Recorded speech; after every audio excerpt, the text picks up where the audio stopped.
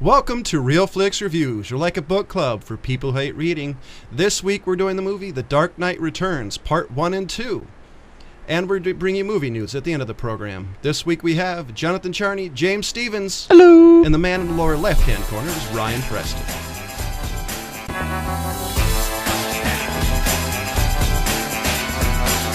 This week we're doing The Dark Knight Returns. It's based off of Frank Miller's comic book of the 80s. And who has the description for us? Okay. I got it right here, if you like. Good.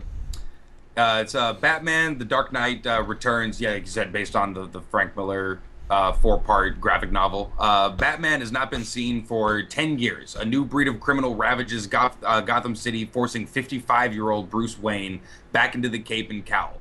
But does he still have what it takes to fight crime in the new era? Which is pretty good. I kind of like that summary. Yeah, it's actually the best one I've heard so far. Yeah. And I think I'll go first. And, wow, does Frank Miller hate Superman? Yeah. Holy crap.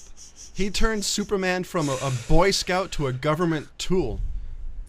Well, I mean, there's been quite a few stories of Batman sort of helping out the American government from time to time. Like getting nuked and then sucking all the life out of an entire island?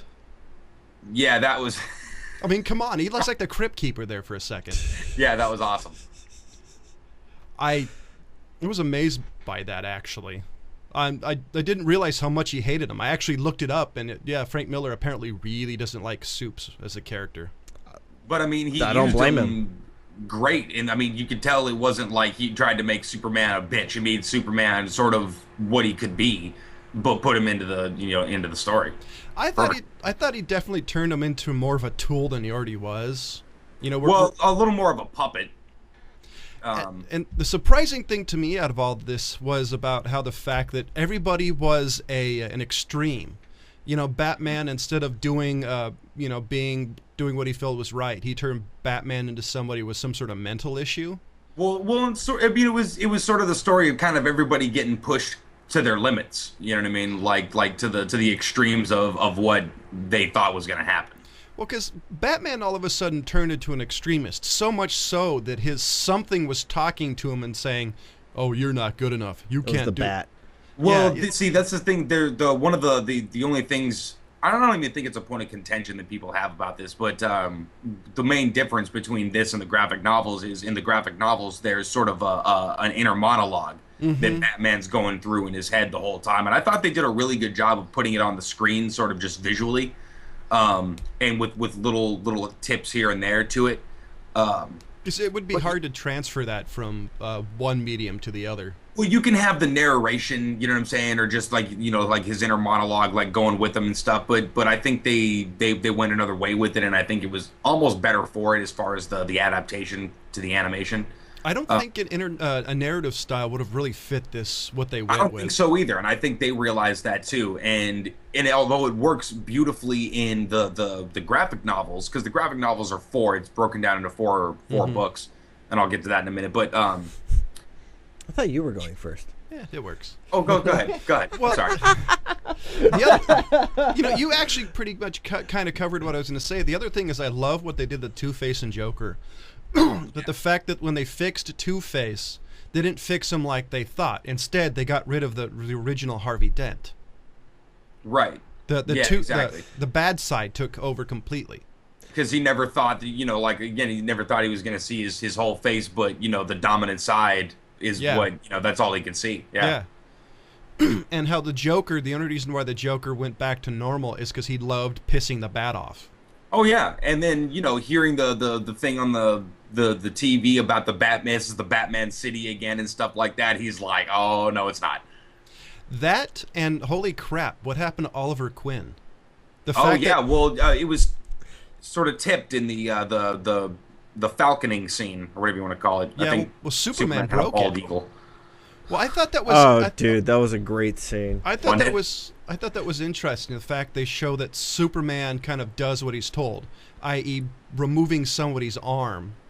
Well, I thought it was funny was that, I mean, the portrait of Superman right there when he comes up and he's got the chest showing and he comes up and one arms it and the eagle flies down. He's got the little big old Superman curl coming off. Like, yeah, that was a great scene because it just shows how much of a tool Superman is. Yeah, see, I thought the Oliver Queen one was the that part when you see the difference between the character Superman and this version of Superman. Yeah. Superman, the actual comic book, I never thought he would do that. I thought he was too much of a Boy Scout because he always seemed like he was afraid of hurting people. This one, he seems like he would do it because he was told to. The problem, I mean, how many Russians did he kill? Oh, thousands. Oh yeah, I got that stuff in my notes. Yeah, so I figured James would have cut it, but I mean, but you can't really miss it. He cut an aircraft carrier in half. Mm-hmm. Yeah, and was like crushing tanks. Right, and remember the douchebag psychiatrist, Joker psychiatrist? Oh yeah, I got him in there. He had the Superman shirt on the whole time. Yeah. Well, in the beginning. From the first scene you had, he had a Superman shirt, and then later when Batman comes back, he's on TV with a Batman logo with a line through it. Mm-hmm. With the line through it. Yeah, because he was going up against Lana Lang. But anyway. Oh yeah, I got that stuff in my notes. The only thing I was curious about is they never said anything about Batgirl. No, they didn't. They didn't talk about Batgirl they didn't reference it. Yeah. They didn't really talk about many of his characters. But they referenced a lot of old things with, like what happened to Tim. You know what I'm saying? No, that was Jason Todd, not Tim. Or Todd. Tim Drake or whatever was the third Robin. Was the third Robin. Yeah. But yeah, they added those little things where it doesn't. It was like the comic book philosophy of if you don't negate, you know what I'm saying? It's continuity by omission. If you don't say something didn't happen, then it all happened. You know? Yeah, pretty much. Well, that was the one thing. I was really hoping they were going to mention Barbara Gordon, but they never did.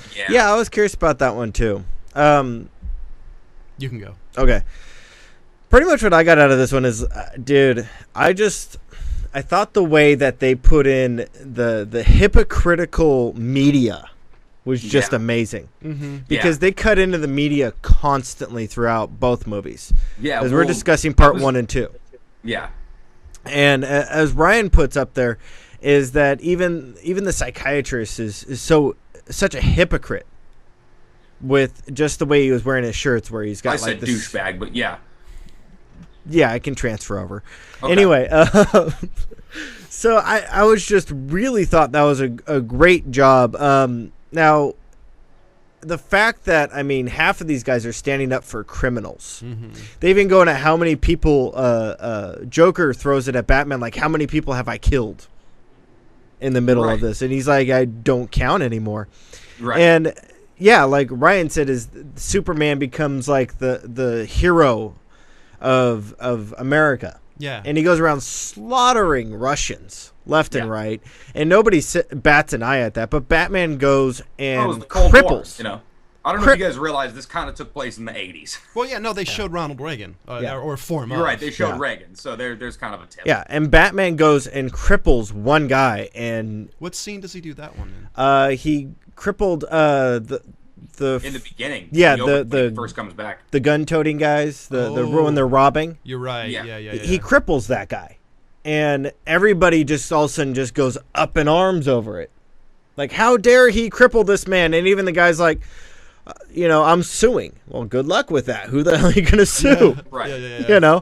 Type thing. So that is just so hypocritical to me, and it really points that out, and it really draws that really well. They had the Joker on a talk show. I mean, the most dangerous Batman supervillain. Like, they say his correlation to Batman, he's a very good correlation. The fact they had him in national TV, was always amazing to me. Well, that was the thing, is like, not only did they do that, but then they bring in Harvey Dent, who they kind of went into it a little bit. He was a hero of Gotham City. Mm-hmm. Yeah. And then he was saying, you got to give him a chance. Even Bruce Wayne, they said, give the guy a chance. He's done a lot of things. Don't forgive him of that, but give him a chance to redeem himself. Well, and also in a world where people have forgotten about Batman, you know what I mean? Like they said in the beginning, the younger kids kind of think of him as a myth, you know what I mean? Wonder if he was even real or not. And then the older people are like, just sort of have this retrospective view of what it was, and like, oh, this, that was kind of a crazy time with masked superheroes and supervillains and whatnot. I thought so. All of a sudden they see Harvey Dent, and it's just so far removed from Two-Face and the Joker and all these crazy things that they're like, yeah, whatever. I thought the best correlation to show that was the scene when Batman was chasing the guys in the car, when the young cop said, "What was that?" And the cop started slowing down. It's like, you're about to see something. Get ready for a show. So much. He's like, you're in for a treat tonight, kid. Yeah, and the fact he had this huge smile, and I